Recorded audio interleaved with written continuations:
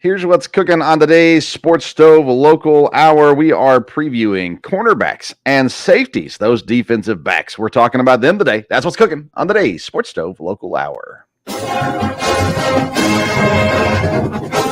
McKinney looks, steps into pocket, throws, open receiver, touchdown! Colonels, we're not done yet! Our identity is we're going to press for 40 minutes, we're going to play up-tempo, we're going to play with unbelievable passion, and then our brand is the most exciting 40 minutes in sports.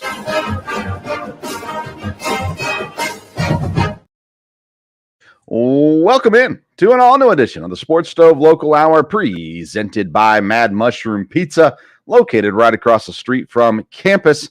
Mad Mushroom Pizza has been serving Colonel since 2016, and they're available to serve you tonight. As you're watching the show, you can call in or order online, madmushroom.com. Use the code SPORTS5 if you're ordering online to get $5 off your order of $20 or more, or go into the store, call it in however you want, mention the Sports Stove Podcast. You're going to get $5 off your order of $20 or more. Mad Mushroom, feed your head, and we're feeding your EKU fix tonight. I'm Vince Stover, joined by Ryan Jackson. Rhino, how you doing, man? I'm doing all right. Just came back from a nice little trip. Had me a good practice today, and glad to be back home. Now, you had to spend some time with Parker. I know as a defensive lineman, that's never fun. Now, I know Coach didn't make the trip down. So I saw A.D. Roan was with you. Of course, Rickson was there as well. Was that basically who it was? Or I guess one other person, our cameraman, Corey Rush. Corey Rush, can't leave out Crush Hour. Corey does a great job getting you guys lots of publicity, doing an awesome job. Well, let's start there with the media day for the United Athletic Conference. Last week, I called it the ASUN. I apologize to anyone offended. I couldn't think off the top of my head what we were calling it this year. So United Athletic Conference Media Day. Was it down in Texas this year? It was in Dallas, Texas. In Dallas. All right. So tell us about it, because you got to go and spend some time down there. What was it like down there? It was an absolute blast. I can't lie. It was so much fun. The venue is the one thing that stood out to me the most, because it was like a bar at the bottom half of the venue, but at the top was like an arcade. You could play ping pong. You could play bowling. It was a huge venue. Now, they only gave us 50 game credits to play on, but that we should have spent them a little bit better. It was good getting to really sit and talk with Parker, because yes, we've been teammates for the longest, but we've never really had one-on-one time. Yeah. So it was good listening in on him, listening to our AD Matt Roan. It was just a great, fun experience. I got to meet some of the players that I'll be competing against. So it was just a great time. Did you get asked any weird questions? I wouldn't say weird.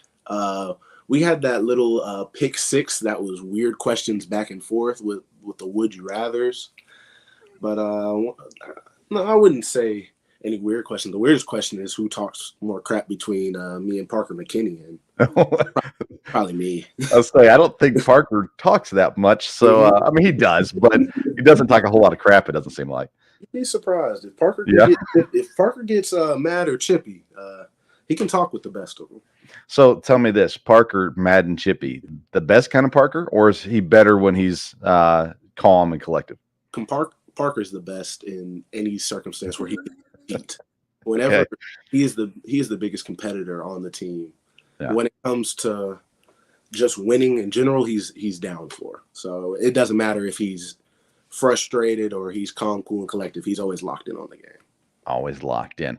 Tell me about these uniforms. They got they presented them out a couple weeks ago. You guys have been modeling them here and there as well. Mm-hmm. Social media posts here yesterday or today again as well. I love the combo: the white helmet, white pants, and the maroon jersey. Everybody pretty happy with the way the jerseys turned out? People are loving the jerseys, not just because of the nice little photo shoots we're doing, but people are loving it. They feel better. Yeah. It's just nice to have something newer. It feels good. Yeah, our basketball program's getting new uniforms this year. Everybody's so excited about it. It's we already showed them what they look like, so nobody went, ooh, gross. So that's always good. But I know, so I'm a Packer fan, and Aaron Rodgers used to talk about the pants. The pants they wore for their throwback jerseys did not have a stripe on the legs. and he said those pants were more comfortable. There weren't any seams or anything like that. Is those kind of things noticeable to you and on uniforms? The only thing I'll notice with uniforms is if the jersey's actually tight or not. Pants, you can just get the whatever size you need to fit. But yeah, jerseys, it just depends if it's tight or loose for me. Okay, and tight is better or no? It depends. Tight jerseys are good because they're hard for them to hold you, but it's also hard to put. Okay, yeah, on and off probably, right? Yeah. Yeah. So I always felt bad for offensive linemen with tight jerseys, just because they don't usually look the best in tight jerseys. But outside of that, I think at some point on an offensive line, especially, maybe D line some, but I think as offensive line especially, you kind of give up on. You don't really care how you look because it doesn't matter. You're there for a purpose. You're supposed to be big. It's just the way it's supposed to work, right? Their drip isn't atrocious. Well, some people can put some good stuff on, but yeah, our old linemen, they're better at playing than. Oh my goodness. Well, today we're talking about the defensive backs, and we're going to be talking. We've got Mike Dietzel coming on in just a few minutes, Chris Franklin, and then Mike Smith Jr. will close us down today. It's an interesting group because there's been a fair amount of transition, new guys coming in and things like that over the last 2 years, really at the defensive back position. And it's been true with the whole team, but it seems like especially veteran guys or leadership guys have kind of the last 2 years, they've lost them at the end of each year. I mean, Joe Sales is gone this year off the team, who was around for a while. And it's kind of a relatively new group. There are some returning guys. Let's start with the generalities. So being just in general, the defensive backs this year, what's the personality like in practice, in the locker room, things like that? Those guys are if I had to put one word on them, they're funny. They're a close-knit group. All the DBs are, because they've learned how to communicate a lot better. Thankfully, they had good coaches like Coach Dietzel and Coach C. Frank, who have been able to keep them on track and make sure they're doing the right things. But for the group in total, they're just fun. They're funny to be around. The pool party yesterday, they're trying to throw people in the pool. They're just a fun group, a fun, exciting group to be around. Now, stereotypically, defensive backs. You think of receivers, you think divas. You think linebackers, especially middle linebackers, you think a little psychotic. When you think of defensive backs, cornerbacks, and safeties, what is the stereotype for the defensive backs? Well, the first stereotype is they're usually pretty fast. Yeah, that's true. The easiest one, but they're a lot more cocky. Okay. I would say, because you got to be cocky. You have to have some type of confidence to play safety or corner, or it won't go far. I think that's honestly a good trait if you're not overconfident, but if you're cocky in your performance. Yeah. As a D lineman, as it relates to the DBs, obviously they need you to get to the quarterback to make their job easier. Do you ever have in the past, have you ever had a situation where they're like, come on, guys, get to the quarterback? And you're like, come on, guys, cover the receiver. Anything like that? There'll always be bickering on a team. We do a good job of trying to stay together. But there's been times where I've seen a wide open pass get completed. You're like, dang. But you also have to think of it. For me, I could have got a pass rush in. I probably could have gave him a couple more seconds. I remember 2 years ago, maybe the last home game, that ended on a touchdown pass. It was kind of a heave at the end, and the DB just got beat, and they heaved it up there, caught it, and that was the end of the season. That's the way you walked off the field. Who do you think on the defensive side of the ball? Because I think it's probably cornerbacks that has the hardest off season, because you get beat. You get beat by a receiver, everybody sees it. If you see it you don't always see it with the D line, right? That you get beat. A coach does, but the average fan doesn't always see the linebacker or the D lineman get beat, but everybody sees a cornerback get beat. Would you agree that might be the hardest mental spot there on defense? Corner is one of the harder spots to play 1v1 against. I think safety is one of the harder positions to play, because not only do you have to know all the coverages, you're the last line of defense, and you have to make more open field tackles than just about anybody. So I would say safety is one of the harder because you go from backpedaling to moving forward a lot more than at corner. Yeah. The guys that are in the room this year, I'm trying to think of the right way to ask this so that you can answer it without getting any flack from anybody. Right now, we still have a month before games start. Right now, what's the confidence level of those guys behind you? I think they're super confident. I think they're confident in the abilities that they've been working hard. That's the one thing I will say, that group has majorly improved their work ethic. That I think the safeties and corners, they've communicated a whole lot better. Even at our practice today, I was commenting on how much they communicated more. I think they've grown a lot. You don't have a whole lot of guys who are from EKU from day one. You got Nick Cheeley, who's been around now. You've got Bembry, who's been around. Trey Gooden, I think, he came in originally at EKU as well. But you got guys like Mike Smith, who's been here in the program, but he's came from App State. You got KJ Figures, who came in last year too. You got guys like Frankie West, who the expectation of Frankie West is out of this world right now. Is he going to live up to the expectations? Frankie got big shoulders. I mean, he can carry all that weight. Frankie is I can't wait to watch him play. You can't wait to see him in the game. He's done everything in practice. He's committed to the team. He's bought in, and I'm excited for him. He comes in from Illinois State, highest graded FCS defensive back last season.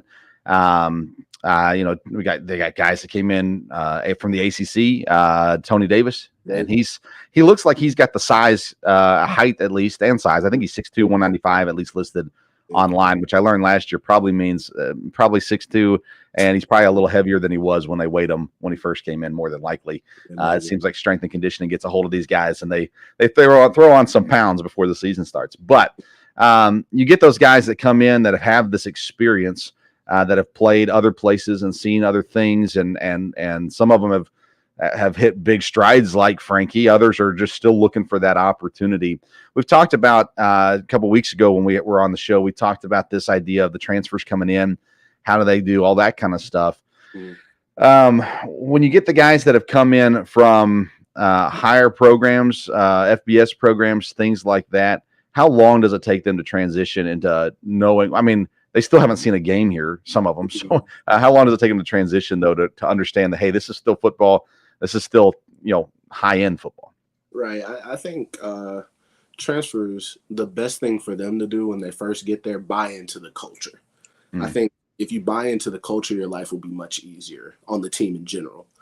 But then once you break it down, football is football. No matter where you go, you just hear different terminologies for different schemes and different words for different formations. But football is just football. I think the biggest thing for transfers is trying to buy into the program, trying to buy into the culture that we're trying to build. And it's got to help that the staff's been here for so long now. They have that culture established, and then you've got you guys that have been in the program and are carrying through that tradition as well. And you mentioned it before, and I know Coach has talked about it in the past too. The guys that they brought in have been, that are already gone now, but they brought in last year, year before, stuff like that. They did buy into the culture. They're the ones that succeeded. And I think that's a great point. In order for them to succeed at EKU, they've got to buy into what you guys are doing at EKU. We're going to have on Mike Dietzel and Chris Franklin. So I want to get your thoughts before they're on the air. I want to get your thoughts on these guys. Start with Dietz. Mike Dietzel, he has over 30 years of coaching experience. He's been in professional levels. He's been in all the levels of college as well. All kinds of experience. What does a guy with that much experience bring to this team? Coach Dietzel, he's my guy. I love Coach Dietz. I met him first when he was coaching at Ball State when he was recruiting me. But then to see him come to EKU was even more exciting. He brings a lot of play experience because he can almost see the plays before they happen. And he's always adjusting, always commentating, always trying to make you better in any way possible. And it doesn't matter what type of person you are on the team. He's coached for so long, he can help anybody. And it's always good to have a guy like Coach Dietzel around. And then Chris Franklin, we brought him on last year as well. He's actually adding some responsibility this year, working with the special teams more. He comes in, and again, I mean, talking about the amount of change that he's had, the turnover that he's had there in that group. I know you like Coach Franklin. So what do you what do you think about him? What does he add to the team? Frank, that's one of my favorite coaches on the staff, honestly, just because of how real he is. He since day one, he's always been real with just about everybody, and he's himself 100% of the time. He's funny. He's good for the other corners because they're very relatable. And I feel like C. Frank has done a great job as a corners coach, not only as a corners coach, but a coach in general, because he does our signals. He's just there for you. Like C. Frank's just been awesome. Well, I know it's neat to have a staff that's been together. You got some new guys on the offense this year, but it's amazing that the staff has been together as long as they have. And we've talked about it before. I think we're going to start seeing these guys slowly get picked off and head off to other opportunities as the years continue to roll on. But that's a sign of success for the program as well. So that's exciting. All right, I think we're ready for our first guest, Ryan. So we're going to bring on the safeties coach. He's also the assistant head coach. It is the one and only Mike Dietzel. Hey, Coach, how you doing? I'm good. How you doing? Can you hear me? Yes, sir. We can hear you just fine. I like that Nike swoosh. You fitting into the new gear so far? Right. We're sporting a new swoosh, man. Now, you've been around all levels of football. How important is that kind of stuff? Have you seen to the athletes? I think it's real important in terms of just the type of commitment that they get in terms of gear and all that stuff. I know that that's a big part of any athlete. They like what they're wearing and what they're representing and all that stuff. And I know how much stuff they can get is always nice because they want to be able to represent the school and the sport that they're playing. And I don't every group that you go with, whether it's Adidas or Nike or whatever it is, all their gear is a little unique and a little different and fits a little different. And some guys just kind of gravitate more towards one or the other. But I think everybody's pretty fired up about, going to Nike. Yeah, everything looks sharp. We talked about that a little bit earlier, the uniforms and everything there. I want to start off with you, Coach, about because we're going to talk about safeties with you today. You lose a leader in Joseph Sales with graduation last year. We've seen a fair amount of turnover the last couple of years in the whole defensive backs as well. How's the leadership aspect stepping up this year in your room? It's good. It's getting a lot better. I think it's developed a lot through spring and then, over the summer. And, I've told our guys, and I know other coaches have said the same thing, but really the summer is such a critical time to build your team and build your chemistry because they're together, so much over the summer, and they're really committing their workouts together, and they're all working out together. So they're helping each other, pulling each other along, and then they get to see the guys that need to be picked up or the guys that need to be pushed, and then sometimes they need to get picked up or pushed. But that's when your team really starts to get galvanized and really starts to come together, and that's when the leadership starts to really exert itself. And it's you got to lead from the front, and that's where in the summers, that's where it's really important, and that's when you can really see a team come together. Do you have a preference between playing two main guys or constant rotation of guys through when you're looking at the safeties? Well, it really just depends on the experience and it depends on the talent level. I do think we have a good quality group, and I do think we will probably play more guys than we've played over the last 2 years since I've been here. Last year we played about 3 and kind of rotated through. We could potentially play 4 guys and, kind of work them through different things in different positions a little bit. And then also based on game plan and stuff like that. Ryan, you got anything for Coach? I got more, but I'll let you break. I gotta ask, Coach. I want to be a coach someday. And you've been coaching like, what, 30 plus years? Yeah. You've done offense and defense. Which side of the ball do you prefer? Well, I prefer defense. Just I play defense, so that's what I prefer.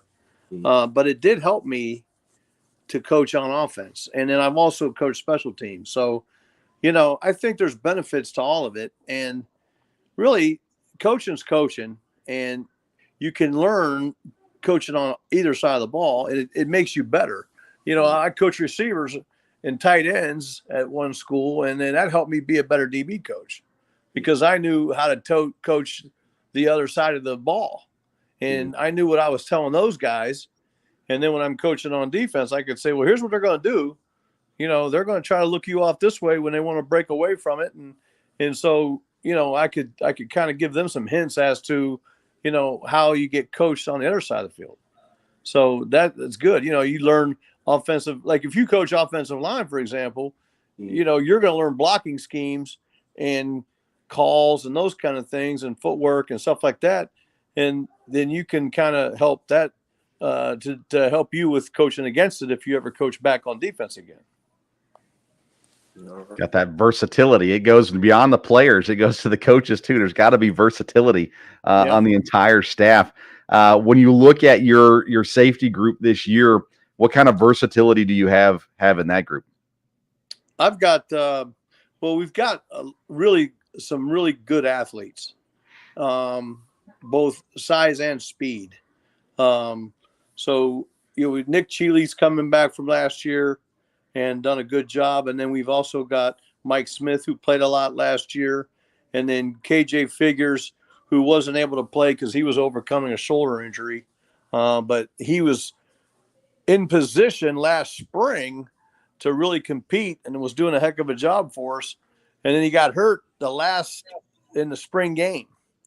So then he had to have surgery, which took basically him through all the season. And he came back this winter.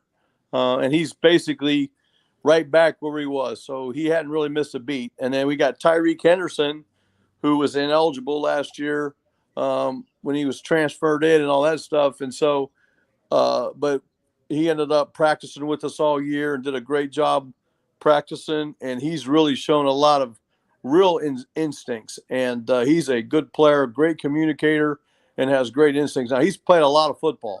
Because he played junior college, he transferred in, he was at Northern Illinois. This guy's played a lot of ball, so he was just unfortunate last year, but now he's ready to roll. And I like all four of those guys right now. Those are our top two deep at this point, and they're all four very good players and really bring a lot to the table. Would you consider them to balance each other out, meaning some are stronger tacklers, some are better coverage guys? Are they all pretty equal in each area? And is that part of how you determine the rotation of how they're going to get in? No, I think a couple of them have strengths in more coverage, and a couple of guys are bigger, stronger. And we build the position that way. The guys that are field safeties are a little bit more cover guys. The guys that are in the boundary are a little bit more tacklers and that kind of thing. And the reason for that is, if you're into the boundary and you're over the ball, the running backs pop through the line of scrimmage, and then, obviously they need to be able to tackle the running back that pops through the line quickly. If you're to the field, you have a little more time. And if you're to the field, you're in a little bit more coverage situations where you're out there covering number 2, who's a fast receiver versus twins and stuff like that. So those guys tend to be a little bit more cover oriented, but at the same time, I will train those guys back and forth that they'll have to learn both positions so that obviously we can interchange them if we need to. And then obviously if there's ever injuries or anything like that, you got to be able to play your best guys, and you may have to trade. Now, the good news is from our system standpoint, they're kind of mirrored in a lot of ways. The two safeties are mirrored positions. And you just and I try to teach them in the big picture standpoint so that they can kind of learn it that way. But you still got to practice it because you kind of major in one and minor in the other. And then eventually I'm just going to flip you over for the day or for a couple of days and say, all right, you're playing this position, you're playing this position for the next 2 days. And then just, kind of get warmed up on it and get used to it. That way, if we go into a game, they've done it. And then we don't have to it's not a big deal if something happens and you got to make a change swiftly, during the middle of a game or something. They've at least worked together, and they've also played the other positions. But part of it too is, they got to play together. And I tell those guys, we're the quarterbacks on the defense, because we make a lot of the calls that will then affect the inside backers, the outside backers, and then obviously the corners outside of us. So we have a lot of communication to do, and that tapers down to the D line, because a lot of times the inside backers will then communicate to the D line as well. So we've got to be able to be great communicators, and we've got to communicate with each other first, because one of the safeties probably has to go down. The other one's got to be a deep player, or whatever the situation may be. And so they've got to be really good working together and giving each other alerts about formations and, hey, be ready. They're going to run this, or whatever the case might be. But they got to be great communicators across to each other first, and then down below to the backers, and then outside to the corners. Do you find, I know it depends on the player, and it's always going to be an individual thing, but you got guys, Mike Smith came in from App State. You got guys came in from JUCO. And then you got Nick, who's been in the program, been at EKU. How hard is the transition, I guess, from high school to playing D1 college at that level at safety? And then how I guess that's not the right word for it, but the transition for guys who come in from winning JUCO championships or competing for JUCO championships, going to places like App State or others, bigger schools, I suppose. Is the transition easier? Is it just purely depending on the person? Well, a little bit of both. I think it's part on the person, but I tell you this, I can credit guys like Ryan and the guys that are here, Nick, Cheely, and the guys that have been here for a couple of years, because with the portal situation being what it is today, one of the things that most of the recruits say to us, and a lot of the players say to us, is that how receptive and how much of a family-oriented atmosphere that they feel when they get on campus with our players. And that really breaks down a lot of barriers and lets them be comfortable. And our guys, I even happened today, actually, in one of our workouts, where, we talk about healthy competition, and I want my older guys to help coach the younger guys. So it's not just me coaching them. They're getting coached by the upperclassmen and the other guys at that position, because that's how you build camaraderie and that's how you work together. But it's a healthy competition, and that really helps bring those guys along. But Ryan and a lot of these guys do a great job of incorporating them into the program and making them feel welcome right away. And the guys will tell you that come on their visits, well, what was one of the main reasons you just chose EKU? And they'll say, well, I just liked how those guys just seemed like they're really close, and they were very welcoming and very inclusive in terms of bringing us in and making us feel like we were part of it and wanted us here. And that's really, really important, because that breaks down a lot of barriers. Because the worst thing can happen is if you have competition and it's a cold competition, from a standpoint of, I'm not talking to that guy because I'm going against him and he might win that position. But what happens there then, if a guy makes a mistake, he's isolated. And then it just compounds the negative thoughts and the negative reactions and all that stuff. But when you have an inclusive and, you're getting coached by your peers and you're saying, hey, it's okay. Here's what you need to do better. Da, da, da. And then they can warm up to it and feel like they can improve. And it's not all just negative or isolated. It's brought together, and we're all working together here. If you're going to take one defensive lineman and make him into a safety, who's it going to be? I might pass on that one. I don't know if I got in. I don't know if I've seen anybody got the back pedal that I need back there, man. Yeah, Rhino, I hate to burst your bubble, buddy. I'm gonna play a hard flat. Now, hey, we will drop some D linemen though. Yeah. We'll get a couple of calls and drop them D linemen now. So Yeah. that quarterback can't just sit there and just feel like that zone's going to be open, because then all of a sudden Rhino's going to drop back there and take away that screen pass or something. Taking me one. That's it. Ryan, you got anything else for Coach Dietzel? No, sir. All right. Last question I've got for you is about a player from last year, Matthew Jackson. He transitions to safety this year in the Titans camp right now. When you look at, we've had Matt on several times, and we always love having Matt on. The talent level that he has to make that transition to the next level at safety, what can you say about that? Well, here's the thing. I've been fortunate to coach a couple of guys that have played in the NFL, and he has all the tools, and he's going to make that team potentially off of special teams. Yeah. And the guys that I've coached that are playing in the NFL and that did play in the NFL, that's how they make it. They make it on special teams first, and then they have an opportunity to play with some depth, and then potentially move on to, another starting role or backup role, whatever it is. But he was a phenomenal special teams player. Yeah, he was, and that's where he gained a lot of our coaching staff's confidence early on. And the thing about him is he flies around full speed, and he makes plays. And I know the special teams coordinator there at Tennessee. We worked together with Coach Wells at Western Kentucky, and I know that he's excited about him. And it's just a matter of, can he make the team or not, based on other positions and all that. But I know this, he'll have a shot because he plays that with the great amount of intensity, with great speed. And and here's the thing, he's a guy that was an All-American for 2 years, and he was still begging to be on special teams. And that's not common, to be honest with you.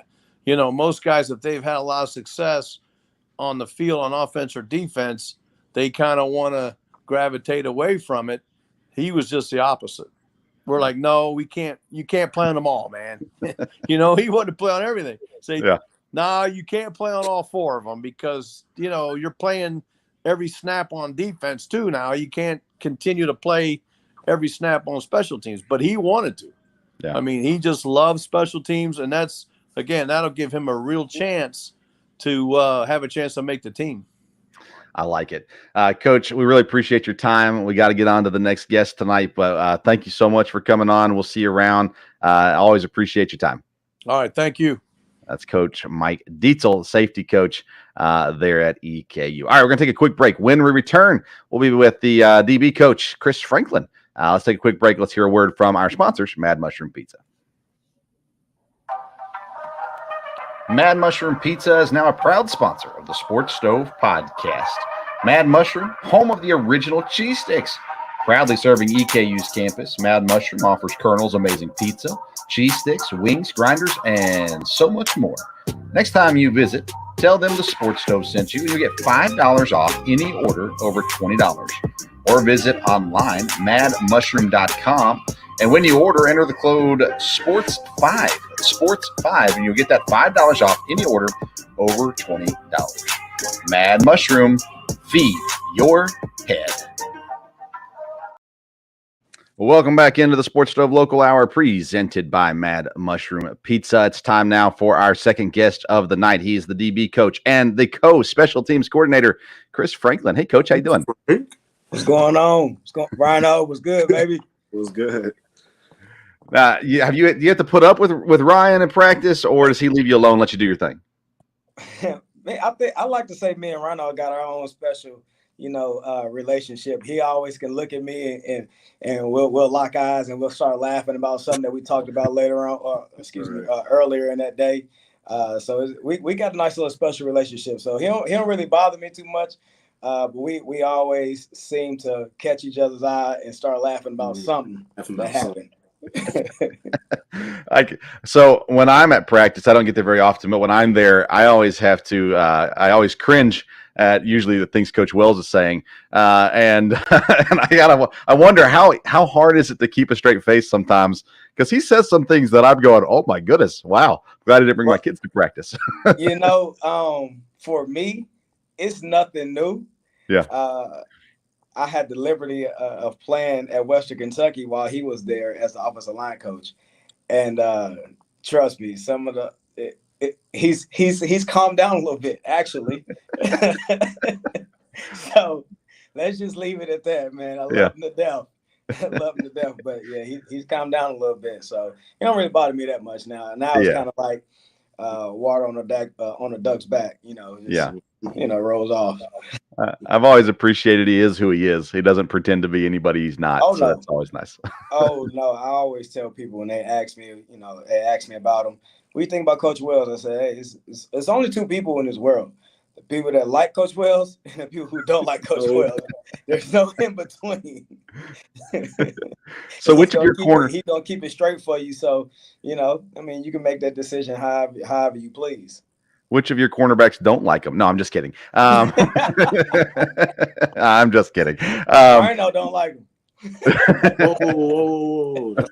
Nah, I'm messing with Rhino. It's gonna be a tough workout tomorrow. Listen, look, me and Ryan were talking before the show just about the turnover at cornerback, really defensive back as a whole. But you've had a lot of turnover at cornerback over the last couple of years, especially, and you've had some real bright spots that have come through. And this year you've got some guys that have been around. Deontay Bembry's been around a little bit, but you also got some new blood with some high expectations coming in too. So talk about that transitioning though of that constant revolving door of cornerbacks that you've worked with over the last couple of years. Well, it's kind of it can be difficult. Just trying to always you got to replace some guys that's been there.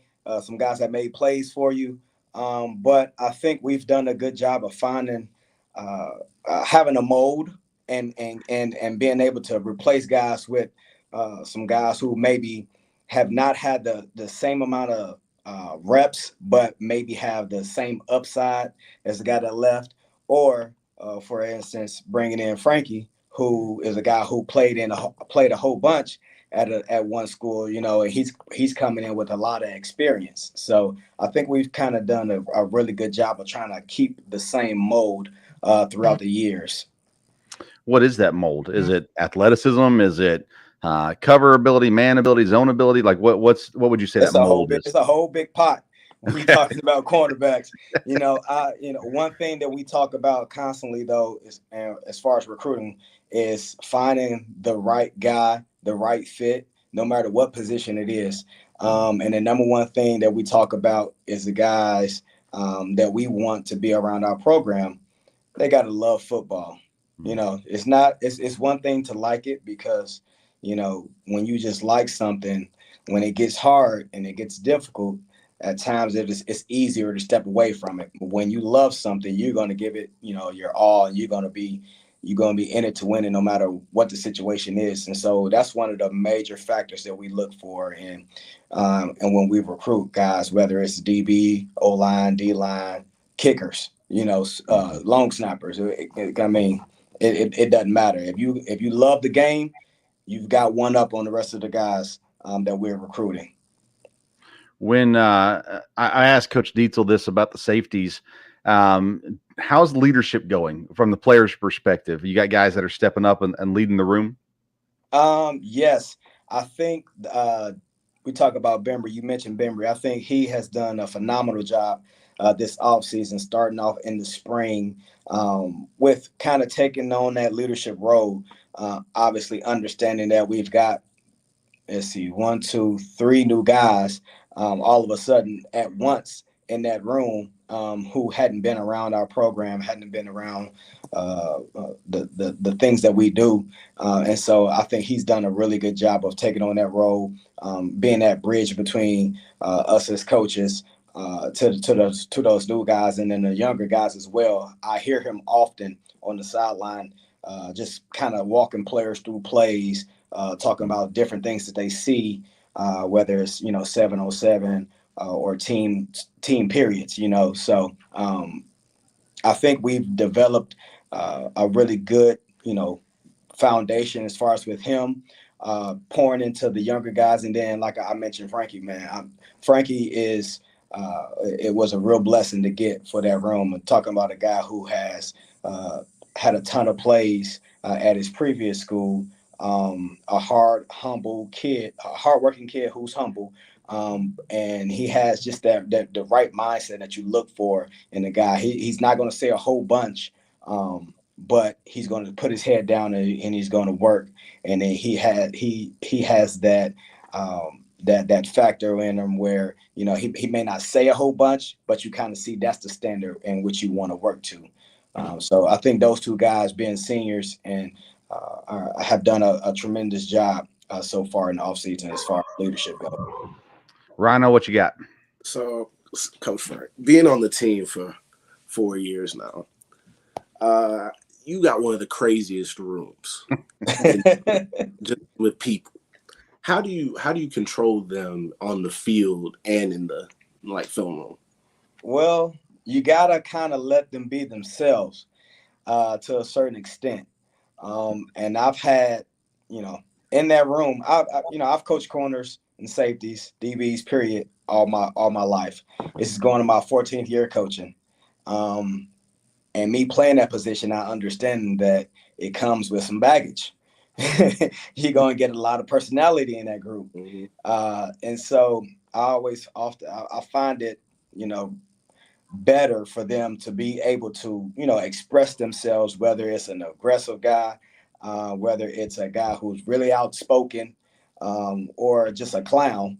You gotta let them, express themselves, but also they gotta understand that when they hear my voice, all right, maybe it's time to reel it in. You know what I'm saying? We talk about, stuff that happens out in practice everywhere in America. Guys getting into it with their teammates. All right, we don't really have a big issue with that. We don't have a big problem with that. And for the most part, we'll let you get your little scuffle in and say, hey, bring it back in. But sometimes those, some guys want to take it to the next level. And if I say something to you and you can't process it, hey, Coach Frank is in my corner. He's usually always going to let me do my thing. And obviously, if he's speaking to me, then I've obviously overstepped my boundary, and now I need to reel it in. So that's it, man. I just try to develop that relationship with them and let them, be able to express themselves as well. You talk about, Frankie, of course, coming in. He's got the background, right? He's got the expectation on him because of what he's done in the past. What other guys are kind of stepping up to that role? Do you feel like, you don't have to tell us who it is, but do you feel like that rotation, the playing time is kind of working itself out now, or is it still a pretty tight battle trying to figure out what's going to go on once the season starts? I'm really excited about this upcoming season and this group that I've got. We've got everybody in that. I've got eight corners on scholarship right now. And from the bottom to the top, everybody has the potential to be a game changer. Now, will they be that this season? Don't know. I know for sure that the top two and the guys that ended the spring as starters are guys who we feel like are going to be, our guys going into the first game of the season. But there's a ton of potential in that room. I'm super excited, especially for those, like I said, those new three guys that we got, Frankie, Tony Davis, and then our kid from Wingate, man. All three of those guys coming in, I think they're going to really add a lot of value. And I tell you what, we're gonna make some noise. I'm gonna go and throw it out there. We're gonna make some noise this season with that group. I'm excited, man. We're our young guys, McGlure, that kid, he's really shown a lot of maturity, growing, from coming in as a true freshman. Mm-hmm. And just one spring, just showing his potential and what he can do. So I'm really excited. And Jordan Thomas is the kid that I was talking about. Obviously, transfer from Wingate, man. That kid there, he has all the potential to be one of those special ones. I always get on him about his body control because he's so gifted, but he's so goofy. And and Rhino can attest to it. I'm always on his behind about, hey man, just slow down. That's our little jackrabbit. Yeah, man. He's gonna be good though. Jordan's gonna be all right. Now you look at size in that room. You got Tony Davis. You talked about he's 6'2". He's got good size. I think he's listed at 195. I don't know what he is right now, but everybody else I think is under 6 foot right now. How big a deal is that?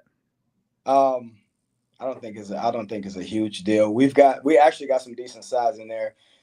Tony's above 6 foot. McGlory's above 6 foot. Longmire is above 6 foot. Oh yeah. I think Jordan is right at 6 foot. So those guys, we have a bit of variety as far as size goes. I think the smallest would be Bembry or Trey Gooden, but I mean even those guys have done some things this offseason in the weight room wise as far as getting stronger, which is going to help them out there and play bigger than what their stature is. I think I asked you this last year, but I could be wrong. I may have asked somebody else. When you got those guys, that size difference, you got the smaller guys and the bigger guys and things like that. Last year you had Ballantyne, who had a lot of height to him and length and stuff like that too. So how do you put that into your plan? Do you match up with a person that way, or do you prefer side to side, always on the left side, always on the right side, always in the slot, whatever it may be? Well, sometimes we have to, depending on the type of receiver that we're going to get. These first 2 games, we're probably going to get some bigger guys.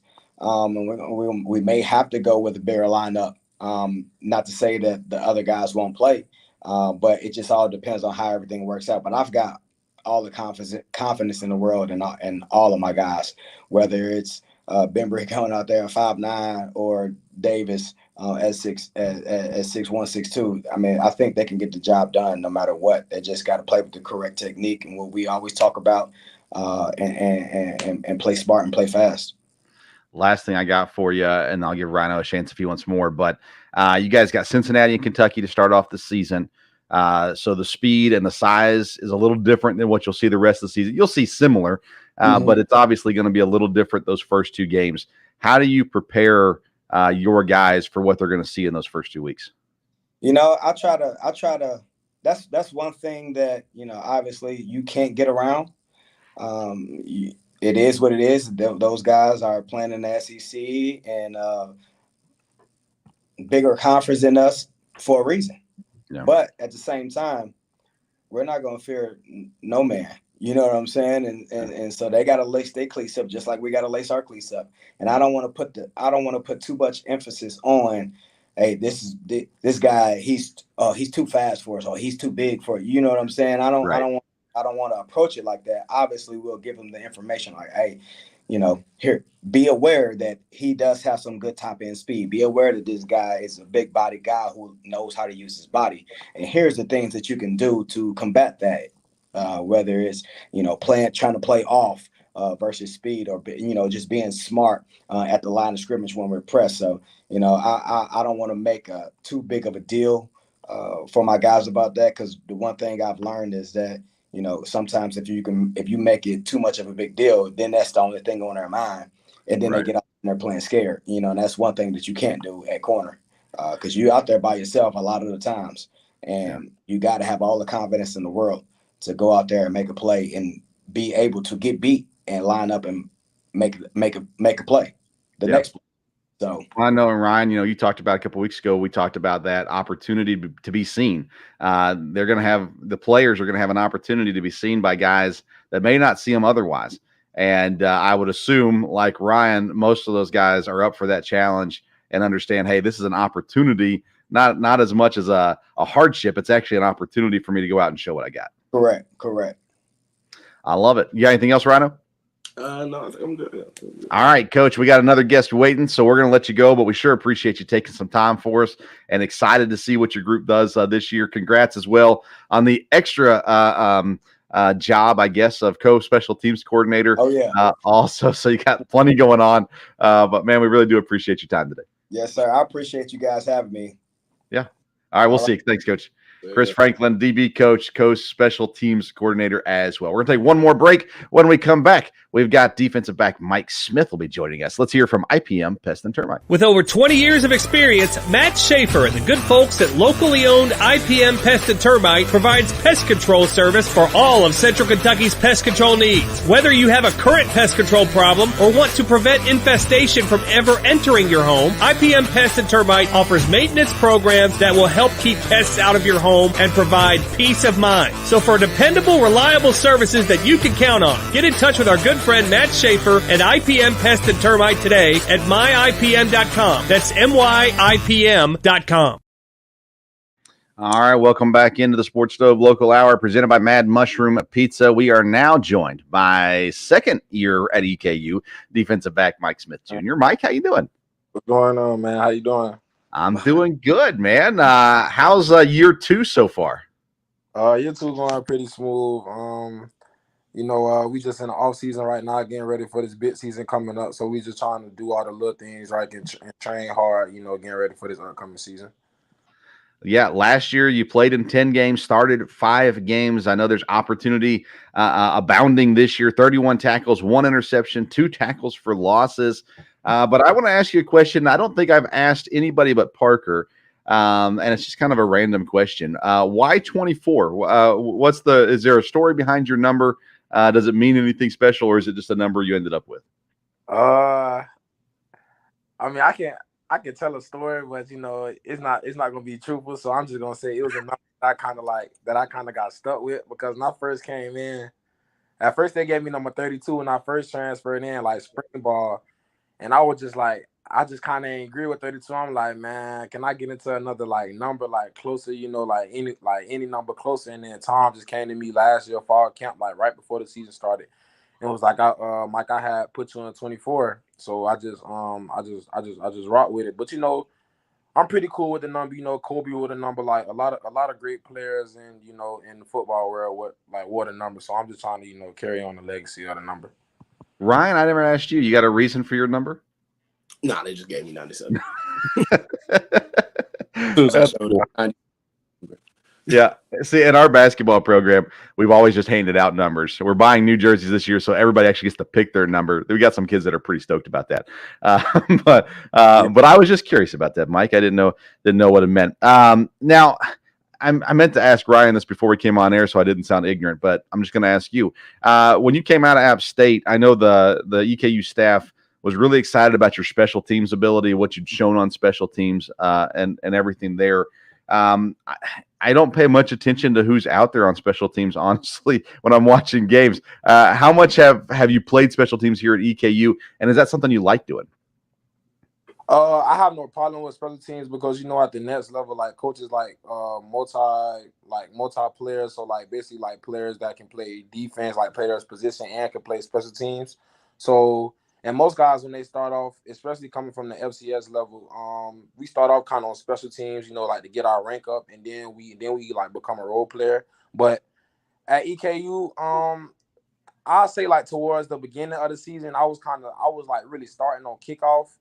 And I started off on kickoff a few games, but then as the season progressed and then players started getting injured, and then as I got my role of starting, like you said, the last 5 games of the season, I kind of slowed down on special teams on kickoff just to limit my energy and stuff like that, because running down kickoff could be kind of a hassle, and then lining up for the next play is kind of be breathing kind of heavy. So special teams is definitely a good play, a good role.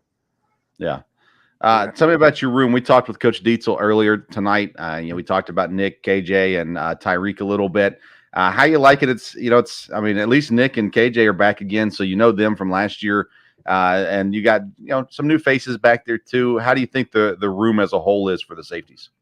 Oh, I ain't gonna lie. Our room is like very like tight bonded and like we're knitted pretty tight and we're close and we treat each other like brothers. You know, we hold each other accountable for different stuff. So we definitely had that chemistry going on. Like at practice, Coach Dees made sure he kind of like switch up the combos with us so we can have that good relationship with each other on the field. So when it comes to the game, you know, you never know what's gonna happen. Somebody might get hurt and then you know, I might be at Freed and Nick at Strong, or if something happens to Nick, then KJ has to go in. So we always need to have the same type of chemistry going in. So yeah. So Coach D's make sure we do a pretty good job of keeping everything together.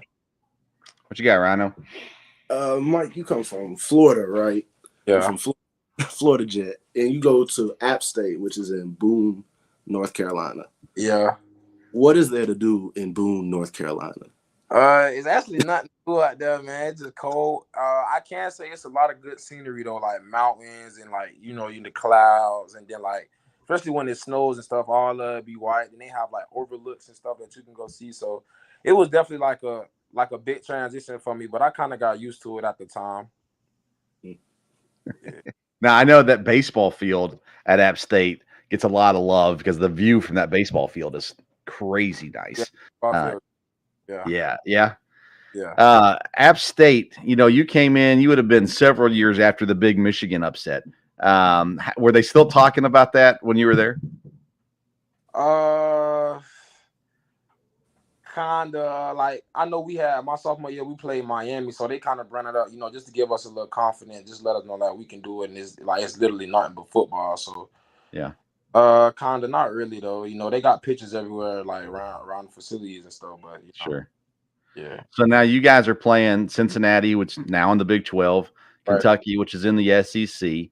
While you're at App State, you played Miami. Last year, you guys played those FBS opponents, but they weren't quite what you're facing this year.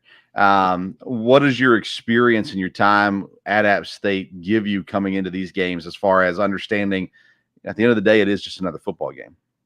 Well, at App State, I can be honest. I played more my freshman year than I did my sophomore year. Was a bit why I even hit the transfer portal in the first place due to a coaching change.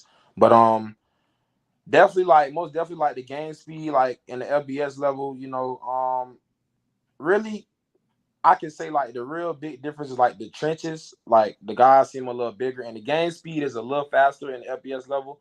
But I definitely got prepared like through App State. You know, for the most of the part, like playing different FBS in the Sun Belt Conference. You know, different competition. So I wouldn't say it's too much of a jump off, but it's definitely like a little bit faster in the FBS level, but nothing too crazy. How has your role changed this year, especially with Joseph graduating out? Just in the locker room, how has your role changed? I'm kind of like have to take on like the leadership role now, like you know, like because Joseph was like a big leader. You know, he been at EKU for a little minute, like way before I got here. So I kind of just like tail behind him and like seeing like what he did and different stuff like that, and like he kind of like helped me along the way because my first year playing safety was last year when I transferred to EKU. So he kind of just told me like the ins and outs, and I kind of watched like how he carry himself and how the position group need to be held. So this year it's definitely some shoes to fill, and I just been kind of trying to take that leadership role on a bit slowly but surely. Now that transition to safety from cornerback, correct? Yes, sir. All right. So that transition, how different is it playing safety from playing cornerback? The biggest difference is I feel like I had to get a little smarter on the football field because when I was at cornerback, the safety usually gives me the call, but now I'm actually the guy that's like kind of running the show back there. So, really just had to like get more comfortable with formations and football. So that kind of helped me out a lot. And then Coach Dietz, you know, he breaks stuff down really well for me to understand it. So it was actually like a pretty smooth transition. What I took from that was Mike thinks safeties are smarter than cornerbacks. I don't know. Did you get that too, Ryan? I'm not sure. I mean, I can't really say because you have some cornerbacks, like some guys on our team, they be telling me to call before I even call it out. So, you know, it's all a team effort. Yeah, it's all a team effort. That's right. We gotta be nice about all this. Ryan, anything else for Mike? I got one more. Yeah, go for it. Being your teammate for a year, we got to know each other a lot. Yeah. I've seen you make some really, really good plays, and especially in games and practice, especially. How do you continue to build confidence, not only in like your ability to play, especially since you're moving from corner to safety, but like building confidence in open field tackling? Because like as a D lineman, I don't have to open field tackle as much as you do, obviously. Right. So how do you build confidence in open field tackling?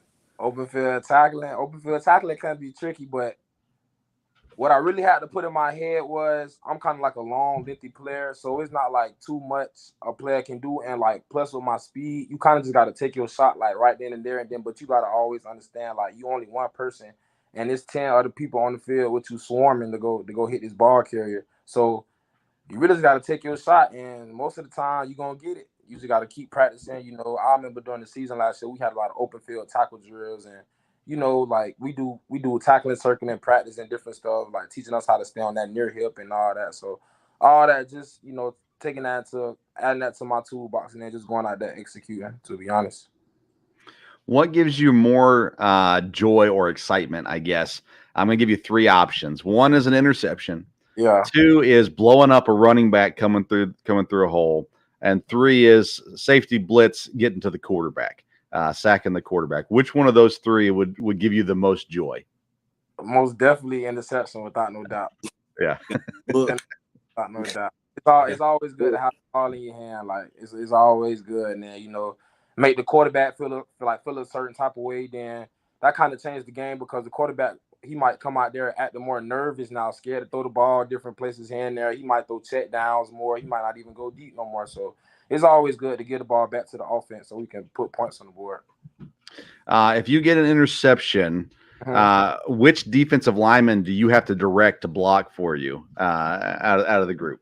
I ain't gonna lie, you would be surprised, but Rhino be quick, like Rhino be on it, like Rhino get excited about stuff like that. A lot. So when somebody catch a pick, I down there might toss the ball to Rhino. So he. Now we know that's not true. There ain't a DB in the world who's going to give up the ball if they get a pick. We know that for sure.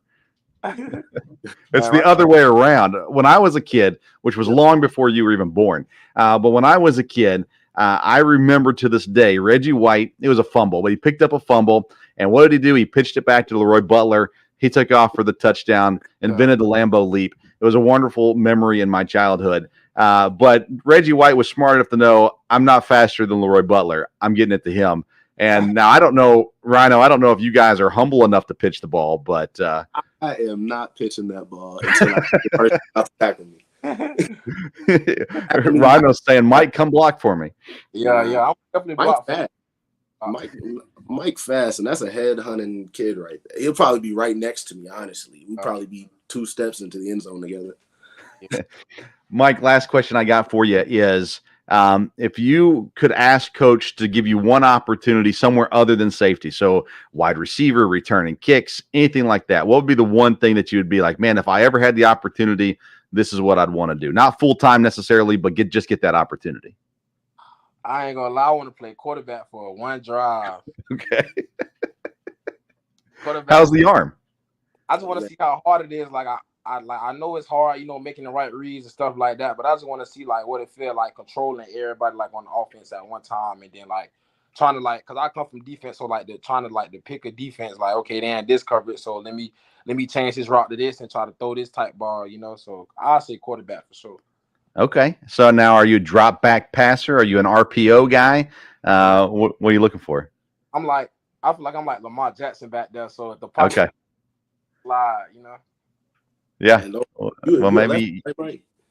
Are you lefty? Are you right or left-handed? I'm left-handed. Yeah, so you'd be throwing it from the left too. There you go. There it is, Lamar Jackson. It's coming later this season. Trick play. Mike Smith comes in, plays some quarterback. I'll drop it in coach's ear next time I talk to him, and I'll slip him a 20 and say, "Hey, give me Mike Smith at quarterback." I don't think a 20 would do it, but nonetheless, Mike, we're glad to have you back. We're excited for the opportunity ahead for you this year and to see the growth and improvement as well, not just with you, but the entire defensive backs. I know it is a very talented group. but it's new playing with a lot of these guys as well. So I'm excited to see you guys out there. Coach Dietz talked about the importance of communication, and you guys are doing a big part of that as well. So we're excited to see how that goes this year as well. Mike, man, we appreciate you taking some time for us tonight. Yes, sir. I appreciate it. Thanks for having me. Yeah, have a good one. That's Mike Smith. He is a safety for EKU football. All right, one more break. And we ran a little over tonight, which is okay for me. I don't know if it's okay for everybody else, but it's okay for me. Anyways, we're going to take one more break. When we come back, we'll close down the episode. Here's a word from All Around Roofing. Does the exterior of your home need a facelift? All Around Roofing has you covered. All Around Roofing is a locally owned company servicing Madison County and all of Central Kentucky. From roof repairs and replacements to gutters, siding, windows, soffits, chimney flashings, and more. All Around Roofing provides quality work and friendly service that will leave your house looking great. Call today, 859-489-5179 to get a free quote. That's 859-489-5179. We can handle your all-around exterior needs at All Around Roofing. Welcome back into the program presented by Mad Mushroom Pizza. And we also appreciate the support of IPM Pest and Termite and All Around Roofing as well. Of course, a lot of storm damage down in Richmond right now, still from the last hailstorm. Give All Around Roofing a call. They'll be a great help to you. Again, locally owned, locally operated. It's a husband and wife and another lady as well that run it. Great people. So you won't regret giving them a call if you have any needs there. If you have bugs, you got to call IPM Pest and Termite. What a great sponsor for defensive backs. Pests.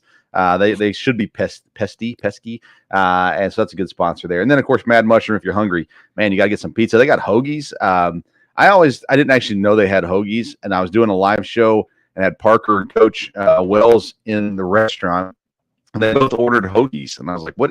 Why are you getting a hoagie, a sandwich? It's a pizza place, man. But hey, they said they were good. So good for you. I just would prefer pizza and cheese sticks personally from that. Ryan, anything surprise you from the conversations we had tonight? I doubt it. No, because I know all those guys pretty well. Those are all good. Me and Mike have been playing together since last year, and our chemistry has gotten even closer. Like you heard with C. Frank, me and him have our relationship every now and then, and Coach Dietz was just a great guy. These were all great adds to our team. Stuff, man. Next week the plan is pass catchers, wide receivers, and tight ends. So we, as long as everything works out schedule wise, we'll have on wide receiver coach Caleb Cox, and then tight end coach CJ Conrad, and we'll have at least one player, if not two, on next week as well.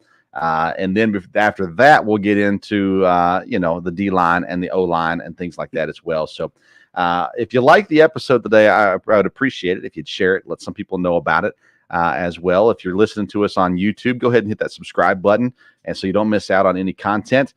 We got shows on Sunday night, which is a fantasy baseball show. On Wednesday night, my dad joins me, and we just talk all things sports. We're actually doing college football previews. So we did Big 12 and the ACC the last 2 weeks. We're doing the Pac-12 as long as it still exists by next week. We'll do the Pac-12 next week, and then we'll do the Big 10 and the SEC as well. And then on Thursday nights, at least through the rest of the summer, we'll continue to bring you the live Sports Stove Local Hour with Ryan Jackson here along as well. Follow the show at Sports Stove on Twitter and Instagram. We're also on Threads. There's not a whole lot of people there, but we're there. So if you want to follow us there, you can do that too. And then, of course, here on YouTube. Ryan, if people want to follow your social media influence, where can they find you at? Ooh, sometimes I don't know it off the top of my head. I know Instagram is Ryan.Jackson72, and Twitter is RhinoJack9956. I told Rickson and KB, you need to tell these athletes to make their names make sense on social media, because you got some of these guys. Yours is simple enough and close enough, but you got guys that have nothing to do with their names whatsoever, and I'm like, come on, you can't find these people. So there you go. You can find Ryan on Twitter and Instagram as well. The season's fast approaching. I know August really picks up your guys' practice, and hopefully this humidity dies down a little bit. My goodness, it's thick out there right now. Those practices lately. How do you maintain weight in the summer? Our coaches do a great job of making sure we hydrate and eat all the time. They give us plenty of time to go get food, eat, hydrate, and continue that cycle throughout to make sure you stay healthy. Well, that's good. All right, very good. We're going to see you guys next week. Again, we're talking pass catchers next week, so make sure you tune in. If you missed last week's episode, we talked quarterbacks and running backs, and so you can go back and listen to that on the Sports Stove YouTube or the Sports Stove podcast, anywhere you get podcasts as well. And then a few weeks back, Ryan came on and we talked the football schedule. So if you missed that, make sure you go back and listen to that as well. We sure appreciate you tuning in to the night's edition of the Sports Stove Local Hour. And hopefully we'll see you again very soon. Until then, we'll see you around the Sports Stove.